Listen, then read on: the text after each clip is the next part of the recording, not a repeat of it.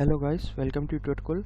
हम JEE mains के solution का 8 जनवरी शिफ्ट 1 2020 का पेपर सॉल्व कर रहे हैं। हम मैथ सेक्शन देखेंगे। हम पिछले वीडियो में क्वेश्चन नंबर 10 तक सॉल्व कर चुके हैं। इस वीडियो में हम क्वेश्चन नंबर 11 से कंटिन्यू करेंगे।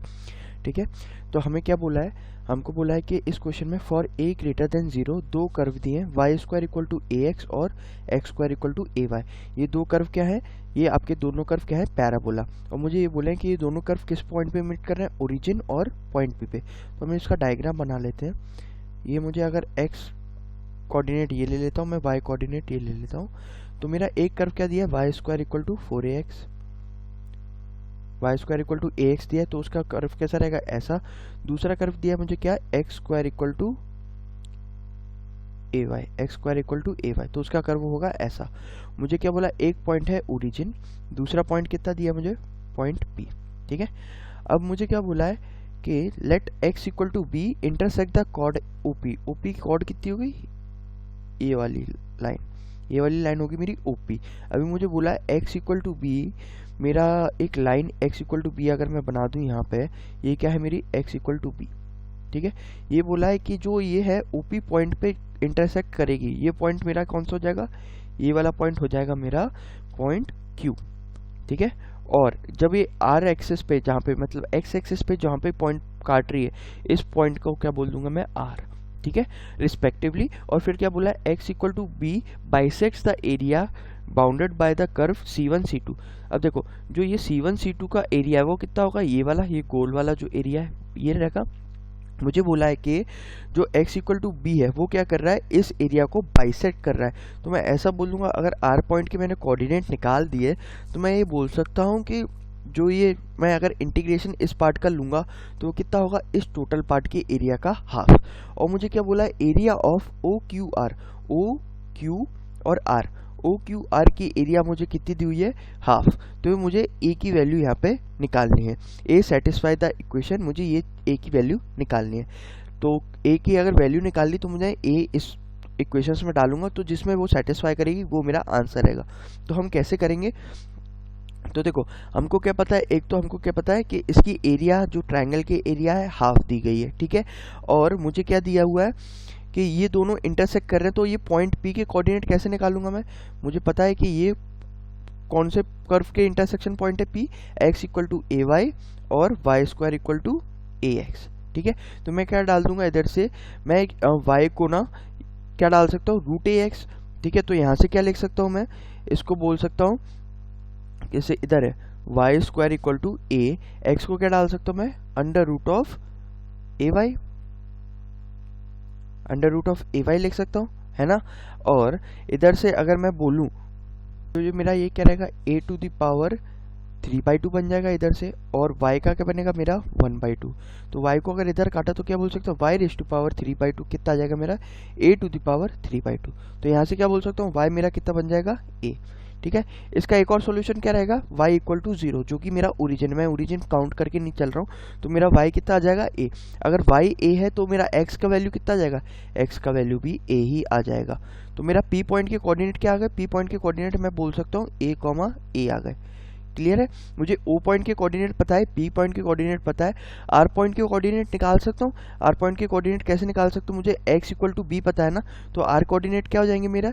b, 0, है ना, b, 0 हो जाएंगे। ठीक है, तो इधर से अब अगर मैं इक्वेशन ऑफ कॉर्ड OP लिखूँ, OP की इक्वेशन कैसे लिख सकता हूँ? मुझे OP का पॉइंट पता है 0, 0, P का पॉइंट पता है a, a, तो मैं OP की इक्वेशन कैसे लिखता हूँ? y इक्वल टू x, क्योंकि स्लोप कितनी हो जाएगी? a minus 0 by a minus 0, तो इसका slope y equal to m x plus c से करूँगा तो m कितना हो जाएगा? 1। लेकिन क्योंकि ये क्या 0, 0 से पास कर रहा है, तो मैं यहाँ से डायरेक्ट क्या बोल दूंगा? ये क्या हो जाएगा? कॉर्ड OP की इक्वेशन क्या हो जाएगी मेरी?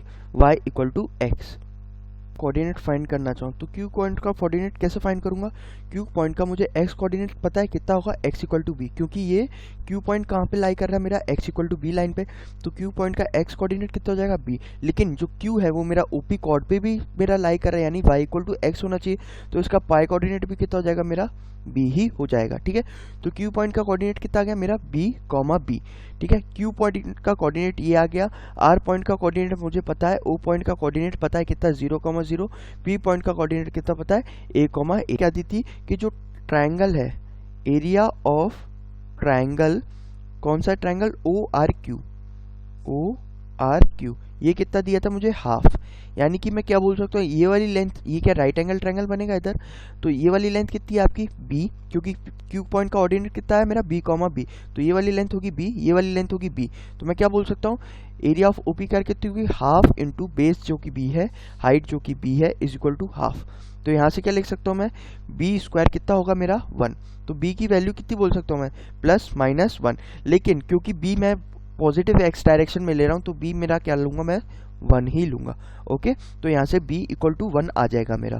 क्लियर है, पता कि हमको क्या निकालना है, ये एरिया, जो कर्व का एरिया, दोनों कर्व आपस में बना रहे हैं उनका एरिया। तो वो क्या बोल सकता हूँ मैं, जो ऊपर वाला कर्व रहेगा उसका इक्वेशन क्या है मेरा, ऊपर वाले कर्व के लिए वो है मेरा y इक्वल टू √ax, है ना। और जो नीचे वाला कर्व है वो मेरा क्या है, उसका इक्वेशन वो है मेरा y इक्वल टू x²/a। ठीक है, तो अगर मैं इसकी पार्ट की एरिया निकालना चाहूँ तो पहले तो एरिया मैं कहाँ से कहाँ तक निकालना चाह रहा हूँ, O से R तक के लिए, और फिर कहाँ से कहाँ तक के निकालूंगा, O से P तक के लिए। ठीक है, ये मेरा x कोऑर्डिनेट की बात कर रहा हूँ। x कोऑर्डिनेट कहाँ, पहले O से R जा रहा है और फिर कहाँ से जा रहा है, R से O से P। तो मुझे पता है इसका जो एरिया आएगा, इस चीज़ का जो एरिया आएगा वो क्या रहेगा मेरा, इस चीज़ के एरिया के हाफ। ये दिया है मुझे, क्योंकि वो क्या दिया है मुझे, एरिया यहाँ से यहाँ तक का जो डिवाइड कर रहा है वो कितना दिया है, टोटल एरिया का हाफ। तो मैं क्या बोल सकता हूँ, ये वाली एरिया कितनी होगी मेरी, इंटीग्रेशन 0 टू t का कोऑर्डिनेट कितना था, a, तो इंटीग्रेशन 0 टू a, और ये कितना हो जाएगा मेरा, इसकी एरिया, जो ऊपर वाला कर्व कितना है √ax माइनस नीचे वाला कर्व कितना है x² - a इक्वल टू, ये कितना हो जाएगा, हाफ इंटू ये वाली एरिया कहाँ से कहाँ तक होगी, ये होगी 0 टू, सॉरी यहाँ पे 0 टू a आएगा क्योंकि 0 टू p है, यहाँ पे क्या आएगा 0 टू b, क्योंकि कोऑर्डिनेट b का कितना है मेरा, कोऑर्डिनेट q का कितना है b, b, तो q का x कोऑर्डिनेट कितना है b, तो यहाँ पे आएगा 0 टू b, और जब मैं 0 टू p के लिए काउंट करेगा तो p का x कोऑर्डिनेट क्या है a, तो यहाँ पे आएगा 0 टू a, और यहाँ पे भी क्या रहेगा मेरा, सेम ही मैं एक्सप्रेशन का क्या करूँगा, इंटीग्रेशन। ठीक है, यहाँ तक क्लियर है। अब देखो, अब हम क्या करेंगे, अब हमको ये वाली एरिया निकालनी है और मुझे ये वाली एरिया निकालनी है। ठीक है, कितना होगा, √ax दिया हुआ है, तो किसी भी रूट का इंटीग्रेशन करते हैं तो क्या हो जाएगा वो, a⁴x इंटू 3/2। ठीक है, डिवाइडेड बाय कितना हो जाएगा, 3/2, यानी 2/3 इधर आएगा। लेकिन चेन रूल की मदद से x के आगे क्या है, कांस्टेंट भी है, तो हम उस कांस्टेंट को क्या करेंगे, डिवाइड कर देंगे, तो डिवाइडेड बाय a आ जाएगा। ठीक है, अब -x² का इंटीग्रेशन करेंगे तो -1/a, तो यहाँ पे सीधा का सीधा लिख दो, और x² का अगर अपन इंटीग्रेशन करेंगे तो कितना आएगा, x³ 3, ये आएगा मेरा इंटीग्रेशन। इसकी लिमिट्स कहाँ से कहाँ तक आएंगी, इसकी लिमिट्स आएंगी 0 टू b, और मुझे यहाँ पे क्या दिया, हाफ इंटू, अब यहाँ का इंटीग्रेशन करूँगा तो जो यहाँ पे आया था वही सेम आएगा, यानी 2/3 ax⁴ upon a minus x³/3a, और यहाँ इसका इंटीग्रेशन लिमिट्स कहाँ से कहाँ तक करेंगे, 0 टू a। ठीक है, अब यहाँ पे 0 डाल दूंगा तो ये तो एक्सप्रेशन 0 बन जाएगा, यहाँ पे सिमिलरली 0 डाल दूंगा तो ये एक्सप्रेशन कितना बन जाएगा, 0 बन जाएगा। ठीक है, तो इस वैल्यू का एक्सप्रेशन को, इसको फाइंड करूंगा, x को b डालूंगा इसमें, तो ये कितना बन जाएगा, अगर इसमें x को अगर मैं b डालूंगा तो कितना बन जाएगा, वो बन जाएगा a2/3 इंटू a⁴ ये कितना जाएगा, a⁴, और बाकी कितना रहेगा, b⁴ माइनस यहाँ पे कितना रहेगा 1/3a इंटू b⁴। ठीक है, इक्वल टू हाफ, यहाँ पे कितना रहेगा 2/3 इंटू a डालूंगा इधर तो ये a² बन जाएगा, a² इंटू 3/2 कितना हो जाएगा, a², ठीक है, माइनस x³ कितना रहेगा, a³/3a, यानी कि a²/3। ठीक है, तो ये कितना हो जाएगा, हाफ इंटू ये कितना बचेगा, 2a³ माइनस a³/3, यानी कि a³/3, तो यानी ये हो जाएगा a²/3, यानी a²/6। ठीक है, और इधर से क्या आएगा मेरा, इधर से मुझे b की वैल्यू कितनी पता है, 1 है, तो यहाँ पे b की वैल्यू हटा सकता हूँ मैं, तो ये कितना बचेगा इधर, 2/3 a⁴ minus 1/3a equal to कितना आ जाएगा, a²/6। क्लियर है? एलसीएम ले लेंगे, एक काम करते हैं, पूरे को इधर LHS को और RHS को मैं किससे डिवाइड इनटू कर देता हूँ, 6a से, ठीक है। तो इधर अगर मैंने 6a से मल्टीप्लाई किया तो 2/3 है, तो 6 से क्या बचेगा मेरा, 2 बचेगा, तो 2 × 2 4, तो इधर आ जाएगा। और a से मल्टीप्लाई किया तो मेरा क्या हो जाएगा, a⁻³ बचेगा इधर, ठीक है। अभी मैं इधर अगर 6a से मल्टीप्लाई करूंगा तो ये कितना रहेगा, 6a/3a यानी कि 2। और इधर अगर 6a से मल्टीप्लाई किया तो 6 कैंसिल हो जाएगा, बचेगा कितना, a, तो ये कितना हो जाएगा, a³, ठीक है। अब देखो यहाँ पे क्या है मेरा, ये चीज़ है 4a⁻³ इधर लिख सकता हूँ, इधर क्या लिख सकता हूँ, a³ + 2।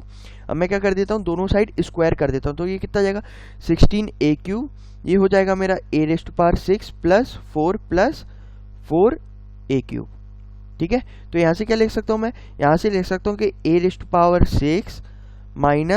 12a³ + 4 = 0, ठीक है। ये हमारी a, मतलब ये एक्सप्रेशन हमारा a का सेटिस्फाई करना चाहिए। ये तो कौन सा ऑप्शन मैच कर रहा है, a की जगह अगर x डालूंगा, ये मुझे बोला था ना एक ऑप्शन इनमें से a सेटिस्फाई करना चाहिए, तो अगर a डाल दिया मैंने कहीं पे भी, तो ऑप्शन नंबर 1 पे x को = a डाल दिया, तो कितना बन जाएगा, a⁻6 - 12a³ + 4 = 0। तो मेरा आंसर कौन सा है सही, फर्स्ट ऑप्शन ही सही है। क्लियर है, ये क्वेश्चन में हमने क्या किया, ओके। हमें नेक्स्ट क्वेश्चन में पूछा है which of the following is a tautology. Tautology मतलब जो चीज़ 2 बार रिपीट हो रही है, मतलब जो चीज़ हम मेंशन कर रहे हैं, सेम चीज़ 2 बार चीज़ है, उस चीज़ को मेंशन करेंगे, उसको हम टोटोलॉजी बोलते हैं। तो इस फ्रेम ऑफ रेफरेंस में कैसे आएगा, जैसे हम पहला ऑप्शन देखते हैं। पहला ऑप्शन क्या दिया है मुझे, P intersection P union Q, है ना। तो देखो एक P आप सेट ये मान लो, Q ये सेट मान लो, P और Q सेट ये मान लिया, और आपने ये को इस चीज़ को यूनिवर्सल मान लिया। अभी फर्स्ट क्वेश्चन की बात, ऑप्शन की बात कर रहे हैं। तो जो P यूनियन Q रहता है वो कौन सा रहेगा आपका, ये वाला पार्ट टोटल, ठीक है। अब उसमें आप P का इंटरसेक्शन करोगे, P का इंटरसेक्शन मतलब जो कॉमन पार्ट रहेगा इसमें, तो P का इंटरसेक्शन इस टोटल में करोगे तो क्या आएगा, सिंपली P का वैल्यू आएगा ना, इसमें ये टोटल एरिया रहेगा, इसमें P का इंटरसेक्शन क्या रहेगा, ये वाला एरिया, ये वाला एरिया। तो कौन सा पार्ट आएगा वो हमारा आंसर सिर्फ P। तो इस चीज़ को क्या बोल सकता हूँ मैं, = क्या हो जाएगा ये P। अब देखो सेकंड पोर्शन, देखो सेकंड ऑप्शन क्या बोला मुझे, P union P intersection Q बोला है, तो ये कितना हो जाएगा। इसमें फिर से आप वेन डायग्राम का यूज़ कर सकते हो कि ये 2 बन गए आपके, P हो गया ये और Q हो गया। P इंटरसेक्शन Q क्या हो जाता है मेरा, ये वाला पार्ट, ठीक है। और P कौन सा पार्ट हो जाता है मेरा, ये वाला पार्ट, ठीक है। तो P यूनियन इंटरसेक्शन करना है, तो ये कितना हो जाएगा मेरा, इसका भी वैल्यू क्या रहेगा, P ही रहेगा, है ना। अब मेरा थर्ड वाला पार्ट देखते हैं। थर्ड वाला क्या क्या बोला मुझे, Q if Q then P intersection if P then Q, ये दिया हुआ है। तो ये कैसे सॉल्व करेंगे हम, कंडीशन Q, इसको हम ऐसे भी सिंप्लीफाई कर सकते हैं, इस एक्सप्रेशन को हम लिख सकते हैं Q कंडीशन P इंटरसेक्शन, ये जो P कंडीशन Q रहता है, इफ P देन Q, इसको हम अगर यूनियन के फॉर्म में लिखना चाहें तो इस स्टेटमेंट को हम लिख सकते हैं कि कॉन्जुगेट ऑफ P, मतलब नॉट P का यूनियन Q, ये लिख सकते हैं इस चीज़ को हम, ठीक है। अब ये वाला एक्सप्रेशन क्या बन जाएगा, फिर से आप वेन डायग्राम की हेल्प से कर सकते हो, आसानी होगी आपको समझने में। ये P हो गया, ये Q हो गया, ठीक है, ये P हो गया, ये Q हो गया। अब मैं क्या बोल रहा हूँ, नॉट P यूनियन Q, मतलब कि Q ये हो गया, और नॉट P मतलब इसके बाहर वाला, Q आपका बाहर वाला हो गया, और जो मतलब Q में पार्ट नहीं है और नॉट Q के बीच में, तो दोनों का यूनियन लेंगे तो क्या हो जाएगा मेरा, ये वाला पार्ट आएगा, ठीक है। अब मुझे क्या बोला है इसका, P यूनियन ऑफ ये, P कौन सा रहेगा मेरा, ये वाला, और उसका यूनियन अगर इससे लूंगा तो कौन सा पार्ट आएगा मेरा, सिर्फ ये बीच वाला पार्ट, तो जो कि क्या हो जाता है मेरा P इंटरसेक्शन Q। तो इस चीज़ को क्या बोल सकता हूँ मैं, इस चीज़ को बोल सकता हूँ Q condition P intersection Q, ये बोल सकता हूँ, ठीक है। अब देखो इसको आगे कैसे कर सकता हूँ, इसको आगे, इस चीज़ को आगे मैं बोल सकता हूँ कि अगेन जो कंडीशन रहती है, कंडीशन को क्या कर सकता हूँ मैं, जब भी कंडीशन रहती है उसको क्या बोल सकता हूँ मैं, not of Q union P intersection Q, है ना, ये चीज़ बन जाएगा ये। तो इसको फिर से हम वेन डायग्राम से कर सकते हैं कि क्या बनेगा, ये हो जाएगा आपका P ले लिया, ये Q ले लिया मैंने, तो देखो P यूनियन Q मतलब सॉरी P इंटरसेक्शन Q, ये कौन सा पोर्शन रहेगा, ये वाला, और डेल्टा Q कौन सा रहेगा मेरा, ये चीज़ Q है, ये चीज़ P है, डेल्टा Q कितना रहेगा, ये बाहर वाला चीज़, ये बाहर वाला पार्ट है ना, ये बाहर वाला पार्ट। अभी मुझे क्या चला है, इसका यूनियन करना है। इसका क्या करना है, यूनियन। इसका यूनियन करूंगा तो क्या आ जाएगा मेरा, ये जो क्यू वाला पार्ट बच रहा है, ये जो शेडेड नहीं है उसको छोड़ के बाकी सारा पार्ट आ जाएगा मेरा, है ना। तो क्या बोल सकता हूँ इसको, इस चीज को बोल सकता हूँ P यूनियन डेल्टा क्यू। क्या बोल सकता हूँ इसको, P यूनियन डैश क्यू, मतलब कि क्यू को छोड़ के बाकी सब और पी का यूनियन लिया तो उसको मैं ये बोल सकता हूँ, ठीक है। अब वो ये चीज़ क्या बन रहा है मेरा, एक वो नहीं बन रहा, अभी तक हमको इस चीज़ के बारे में कुछ पता नहीं है। अभी हम एक और देखते हैं, फोर्थ कंडीशन और ऑप्शन देख लेते हैं। फोर्थ कंडीशन क्या बोला था मुझे, P intersection P condition Q, ठीक है। और इसका क्या बोल रहा हूँ, इस होल का कंडीशन क्यू, ठीक है।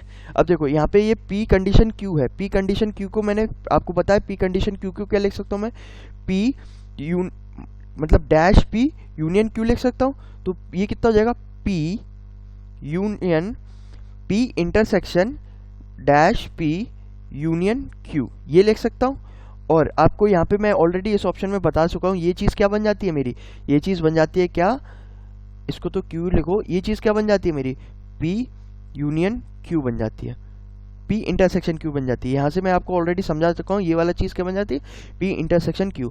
अब मुझे क्या बोला है, इसका ये क्या है, कंडीशन रेस टू Q, ठीक है। अब इसमें अब अगर अपन करेंगे तो क्या करेंगे, ये चीज़ को अपन नोट कर देंगे, यानी P इंटरसेक्शन Q को नोट कर देंगे और यूनियन Q कर देंगे। ये चीज़ क्या बन जाएगी हमारी, ये बन जाएगी। अब इसका वेन डायग्राम देखते हैं।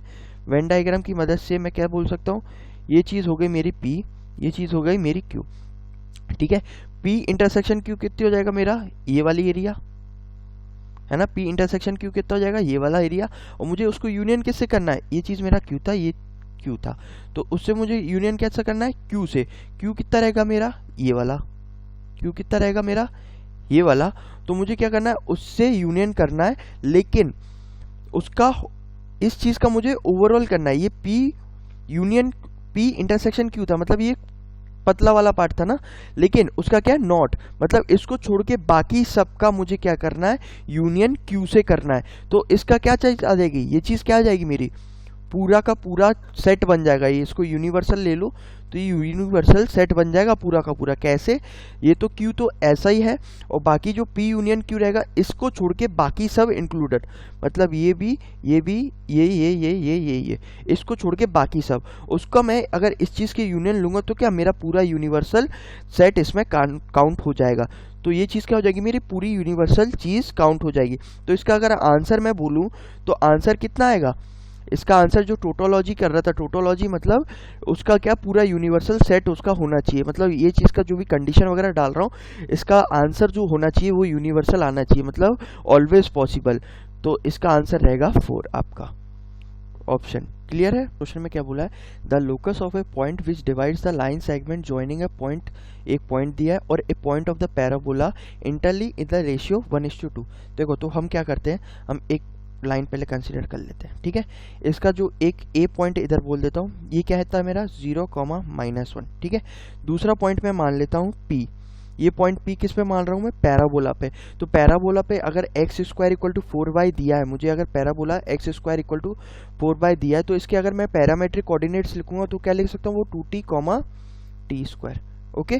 तो ये P पॉइंट को क्या बोल सकता हूँ मैं, 2t, बोल सकता हूँ, ठीक है। अभी मुझे क्या बोला है कि एक पॉइंट Q मान लो, एक पॉइंट Q मान लो, जो पॉइंट क्या कर रहा है, मुझे इस पॉइंट Q का मुझे लोकस चाहिए, और ये पॉइंट Q क्या है, ये पॉइंट इस लाइन सेगमेंट को इंटरनली 1:2 के रेशियो में डिवाइड करना है, ठीक है। मुझे चाहिए क्या, इस चीज़ के मुझे लोकस चाहिए, है ना। तो अब वो लोकस कैसे फाइंड कर सकता हूँ मैं, लोकस ऐसे फाइंड कर सकता हूँ कि मुझे अगर रेशियो दिया 1:2, तो मैं बोल सकता हूँ अगर m/n के रेशियो में डिवाइड कर रहा है तो ये कितना हो जाएगा, 1:2 के रेशियो में। m यहाँ पे 1 ले लिया और n मैंने क्या ले लिया यहाँ पे 2, ठीक है।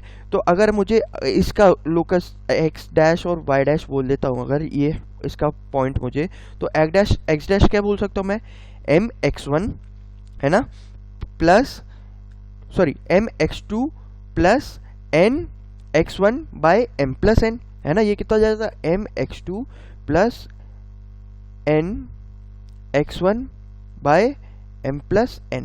m कितना है मेरा 1 इंटू x2 कितना है मेरा 2t, ठीक है, प्लस n कितना है मेरा 2 और x1 कितना है मेरा 0, तो ये कितना हो जाएगा 2 into 0 divided by m plus 1 कितना होगा 1 प्लस 2 यानी कि 3, तो ये पॉइंट कितना आ जाएगा मेरा 2t/3। क्लियर है।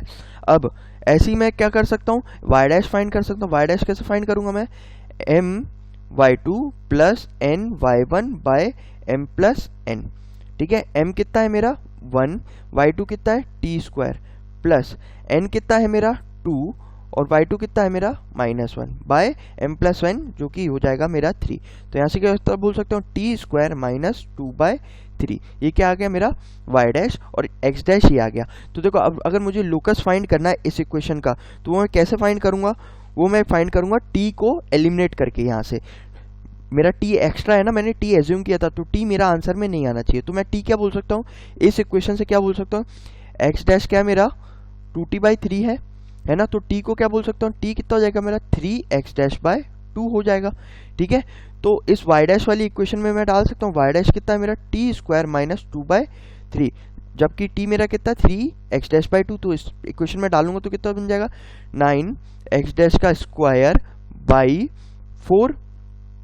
ठीक है, और इधर क्या रहेगा मेरा एक 3 भी रहेगा, इधर डिवीजन क्या रहेगा ना माइनस इधर 2/3। क्लियर है। तब अब उसमें क्या कर सकता हूँ मैं, इसमें ये कर सकता हूँ कि एलसीएम ले लिया अगर, तो मैं कह सकता हूँ y dash equal to 9x1 dash का स्क्वायर माइनस कितना हो जाएगा मेरा, यहाँ से 4 2 ज़ा 8 डिवाइडेड बाय 4 3 ज़ा 12। ठीक है, तो क्रॉस मल्टीप्लाई करा तो मैं क्या बोल सकता हूँ यहाँ पे 12y1 इज इक्वल टू क्या हो जाएगा 9x1² - 8। ठीक है, तो यहाँ से क्या लिख सकता हूँ मैं 9, अगर x1 को कॉमन पॉइंट कोई x² बोलूँ तो क्या हो जाएगा 9x² - 12y is equal to क्या हो जाएगा 8। तो मेरा लोकस कितना आ गया 9x² - 12y इक्वल टू 8। तो आंसर कौन सा सही रहेगा इसका, ऑप्शन नंबर 2।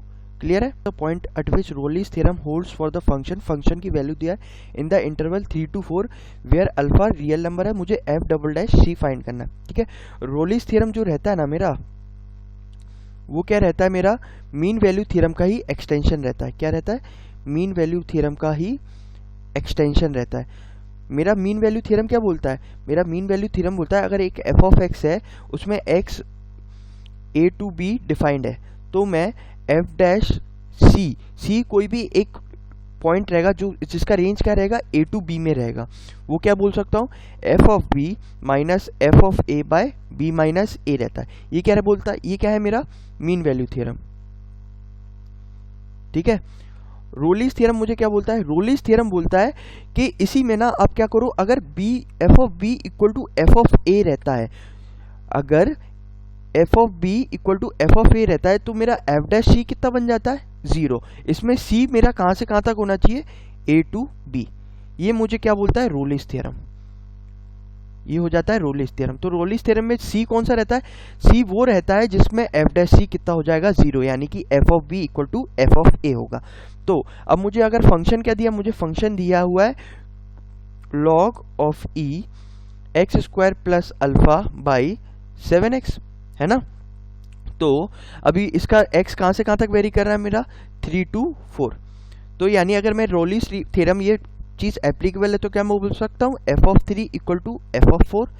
अगर f of 3 equal to f of 4 है तो यानी कि log ऑफ f ऑफ ये function equal to log of, जब मैं इसमें 4 डालूंगा तब, यानी कि क्या बोल सकता हूँ मैं कि इसमें जब मैं 3 डालूंगा तो कितना हो जाएगा 3² 9 plus alpha by 7 into 3 equal to, जब मैं इसमें 4 डालूंगा वो कितना हो जाएगा 16 प्लस अल्फा बाय 7 इंटू 4। ये दोनों क्या होने चाहिए इक्वल, तभी तो f of 3 equal to f of 4 होगा। ठीक है, तो अब इसमें क्या बोल सकता हूँ 7 7 तो यहाँ से कट जाएगा। ठीक है, अब क्या हो जाएगा 4 9 ज़ा 36 प्लस 4 अल्फा, ये कितना हो जाएगा 16 3 ज़ा 48 प्लस 3 अल्फा। तो यहाँ से क्या बोल सकते हो अल्फा इक्वल टू 12, अल्फा की वैल्यू कितनी आ जाएगी मेरी 12। ठीक है, तो यानी कि मेरा फंक्शन f ऑफ x है वो क्या हो गया, यहाँ से f ऑफ x क्या बोल सकता हूँ, क्या हो जाएगा वो मेरा ln log इक्वल ln भी लिख सकते हैं x² प्लस 12 बाई 7x।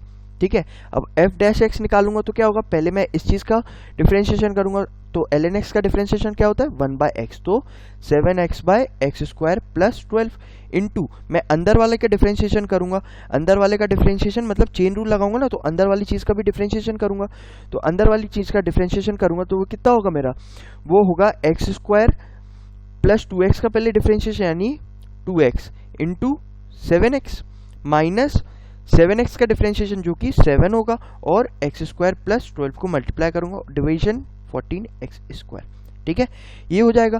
तो अब इस चीज को सॉल्व करेंगे तो क्या होगा मेरा, इस चीज को सॉल्व करेंगे तो ऊपर का देखो, ऊपर का तो कितना हो जाएगा 14x² ये बनेगा माइनस 7² ये बनेगा, तो इसको क्या लिख सकता हूं मैं 7x² प्लस 7x² बचेगा इधर, और माइनस कितना बचेगा 7 इंटू 12 यानी कि 84, तो 7x² माइनस 84 इंटू 7x रहेगा, तो एक ये x और ये x कैंसिल हो जाएगा। ठीक है, तो बचेगा कहाँ से एफ डैश एक्स, यहाँ से एक्सप्रेशन आपका आएगा finally x² minus 2 divided by x into x² plus 12, ये आएगा क्या आपका एफ डैश एक्स।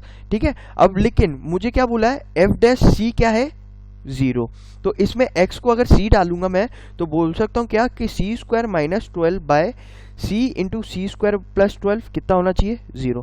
ये कब पॉसिबल है, जब मेरा c² माइनस 12 कितना हो जाए 0, यानी कि c मेरा कितना हो जाए √12 यानी कि कितना 3√2 सॉरी 2√3, यानी कि c की वैल्यू कितनी हो जाएगी मेरी 2√3। तो अगर मैं अब F double dash C find करूं तो एफ डबल डैश का सी फाइंड करने के लिए क्या करूंगा मैं, इस चीज का दोबारा डिफरेंशिएशन करूंगा। कैसे करूंगा, एफ डैश एक्स मुझे पता है कितना है, एफ डैश एक्स पता है मुझे कितना है bye x into x² plus 12, ये दिया मुझे क्या एफ डैश एक्स। तो एफ डबल डैश एक्स करूंगा तो क्या करूंगा मैं, इसको ऐसा लिख सकता हूँ, इसको और फर्दर सिंप्लीफाई करके x² minus 12 bye x³ plus 12x लिख सकता हूँ। ठीक है, तो ऊपर वाले का डिफरेंशिएशन जो भी 2x होगा इंटू नीचे वाला टर्म माइनस नीचे वाले टर्म का डिफरेंशिएशन जो कि कितना होगा 3x² प्लस 12 इंटू ऊपर वाला टर्म जो कि x² माइनस 12 हो जाएगा, डिवाइडेड बाय नीचे कितना आएगा आपका ये x³ प्लस 12x का होल स्क्वायर, ये कितना हो जाएगा एफ डबल डैश एक्स। हमको फाइंड क्या करना है, हमको फाइंड करना है एफ डबल डैश 2√3, तो मैं क्या कर दूंगा इसको x को क्या डाल दूंगा 2√3, तो कितना हो जाएगा 2 इंटू 2√3 प्लस 2√3 का क्यूब कितना हो जाएगा 8 इंटू 3√3, ठीक है, प्लस 12 इंटू 2 24√3 माइनस यहाँ पे क्या रहेगा, ये हो जाएगा x² कितना है 4 इंटू 3 12 3 सा 36 प्लस 12 48, ये हो जाएगा 48। इधर कितना रहेगा x², ये कितना हो जाएगा 12 माइनस 12 जो कि कितना हो जाएगा मेरा 0, ये चीज मेरी कितनी बन जाएगी 0। अब नीचे कितना बचेगा नीचे बचेगा क्या x³, ये चीज तो 0 हो जाएगी तो ये काट देता हूँ, नीचे कितना बचेगा मेरा x³ यानी कि कितना रहेगा 2³ 8 8 3 सा 24√3 प्लस 12x यानी 12 इंटू 2 24√3 फिर से का होल स्क्वायर, ठीक है, 24√3 प्लस 24√3 इधर आएगा। ठीक है, अब देखो काट क्या सकते हैं मैं इसमें से 2 और 2 काटूंगा तो इसमें से 2 काट सकता हूँ, ये कितना हो जाएगा मेरा 12 और ये बचेगा 12। ठीक है, और मैं क्या कर रहा हूँ अब अगर इसमें से क्या कर देता हूँ मैं 8 काट देता हूँ अगर है ना, देखो √3 ये है, तो एक काम करो √3 तो ये है, ये कितना हो जाएगा 8 3 सा 24√3 प्लस 24√3 कितना हो जाएगा आपका 48√3, और नीचे ये कितना रहेगा 24√3 12√3 प्लस 12√3 कितना हो जाएगा 24√3 का स्क्वायर यानी 24 इंटू 24 इंटू √3 इंटू √3 3। देखो तो √3 और 3 ये कैंसिल हो जाएगा, और ये 24 है ये कितना रहेगा इसका 2 बचेगा, और यहाँ से 2 अगर कैंसिल किया तो कितना बचेगा 12, तो हमारा आंसर कितना आ जाएगा 1/12। तो हमारा फाइनल आंसर क्या है एफ डैश सी कितना आ जाएगा हमारा 1/12। तो ऑप्शन दिया है क्या ये मुझे, हाँ दिया है, ये कौन सा है सेकंड वाला, तो आंसर मेरा क्या आ जाएगा 2। क्लियर है। में क्या बोला है कि एक सिस्टम ऑफ हमको 3 इक्वेशन दिए हैं और मुझे बोला है कि जो म्यू और लैम्डा है, म्यू और डेल्टा मुझे यहाँ पे दिए हैं वेरिएबल। मुझे बोला है कि ये जो ऑर्डर ऑफ इक्वेशन है ये क्या है, इनकंसिस्टेंट है। इनकंसिस्टेंट कब होता है, इसका मैं ऑगमेंटेड मैट्रिक्स बना लेता हूँ। ऑगमेंटेड मैट्रिक्स मतलब इनकी कोएफिशिएंट पहले बाहर लिख लेता हूँ, 1 2 3, इधर कितना रहेगा 3 4 5 और यहाँ का कितना रहेगा 4 4 और 4। ये क्या मैं ऑगमेंटेड मैट्रिक्स बना रहा हूँ, मतलब x के आगे का कोएफिशिएंट, y के आगे का कोएफिशिएंट, z के आगे का कोएफिशिएंट, इधर भी x के आगे का, y का, z का, ठीक है। और फिर बाद में लाइन इसलिए खींच रहा हूँ क्योंकि बाद के जो इसके कोएफिशिएंट रहेंगे जिसमें कोई x y z नहीं है वो मैं यहाँ पे लिखूंगा, इसके 1 म्यू और डेल्टा, ठीक है। अब मैं ऑगमेंटेड मैट्रिक्स क्यों बना रहा हूँ, क्योंकि जब इनकंसिस्टेंट कब होता है, जब मेरा जो इतने पार्ट का जो मैट्रिक्स रहता है, जो कोएफिशिएंट मैट्रिक्स बनता है उसका रैंक अगर मेरा ऑगमेंटेड मैट्रिक्स से कम आए, मतलब कि जो ये ऑगमेंटेड मैट्रिक्स है इसका जो रैंक आएगा ना, सपोज इसका रैंक अगर 3 आया और मेरा जो ऑगमेंटेड मैट्रिक्स का रैंक आएगा, फिर उस केस में उसका रैंक आना चाहिए 2। तो वो मैं रैंक कैसे फाइंड करूंगा, मैं इसको ना 0 बाई 0 टर्म में फोकस करना चाहूँगा। तो 0 कैसे बनता है, ये चीज़ आपको हिट एंड ट्रायल से भी करना चाहिए, नहीं तो आप ऐसे भी कर सकते हो। क्या करो, ये जो R3 है, मैं क्या कर रहा हूँ, R3 क्या कर रहा हूँ, R3 को R3 plus 2R1 minus 2R2 कर रहा हूँ। क्या कर रहा हूँ, R3 को क्या रिप्लेस कर दे रहा हूँ मैं, R3 plus 2R1 minus 2R2 कर रहा हूँ। मतलब इनका डिफरेंस देखोगे तो 2 आ रहा है हर जगह, इसका भी डिफरेंस 2 आ रहा है। और जैसे 4 4 दिया है तो मैं क्या कर सकता हूँ, उस 2 का अगर 2 टाइम्स कर दूंगा तो उसका फिर डिफरेंस यहाँ से लूंगा, तो यहाँ पे नीचे मेरा 0 बनना चाहिए, है ना। तो कैसे, अगर मैं ये रिप्लेस करूँगा तो मेरी ऑगमेंटेड मैट्रिक्स कैसी बन जाएगी, मैं R1 में कोई चेंज नहीं कर रहा, तो 1 2 3 1 तो मेरा ऐसे ही रहेगा, ठीक है। ये मेरी ऑगमेंटेड मैट्रिक्स है, ठीक है। R2 में भी कोई चेंज नहीं कर रहा, तो 3 4 5 और म्यू तो मेरा ऐसे का ऐसा रहेगा। लेकिन मेरा थर्ड वाले में क्या कर रहा हूँ, इसको मैं इसका रो प्लस ये इसका 2 टाइम्स और इसका 2 टाइम्स माइनस कर रहा हूँ, मतलब कि इसमें क्या आएगा 4 प्लस 2 टाइम्स R1 यानी कि 1, 4 प्लस 2 इंटू 1 यानी कि ये कितना हो जाएगा 4 प्लस 2 इंटू 1 माइनस कितना कर रहा हूँ मैं 2 इंटू 3, क्लियर है। तो ये कितना हो जाएगा 4 प्लस 2 6 माइनस 6 0, ठीक है। ऐसी सिमिलरली अगर ये वाला देखोगे तो वही चीज कर रहा हूँ, क्या 4 प्लस 2 इंटू 2 कितना हो जाएगा वो 8 माइनस 4 इंटू 4 यानी कि 8 माइनस 8, यहाँ पे भी 0 बनेगा मेरा। ऐसे ही अगर मैं इधर का देखूँ तो क्या होगा 4 इन प्लस इसका 2 टाइम्स यानी 6, 4 प्लस 6 कितना हो जाएगा 10 माइनस इसका डबल यानी कि 5 का डबल कितना होगा 10, तो 10 माइनस 10 अगेन ये कितना हो जाएगा 0। अब मैं यहाँ पे देखूंगा, यहाँ पे कितना बनेगा मेरा, यहाँ पे बनेगा डेल्टा प्लस मैं क्या कर रहा हूँ रो 1 का डबल यानी 1 का डबल कितना होगा 2 माइनस जो रो 2 का डबल यानी म्यू का डबल यानी 2 म्यू, ठीक है।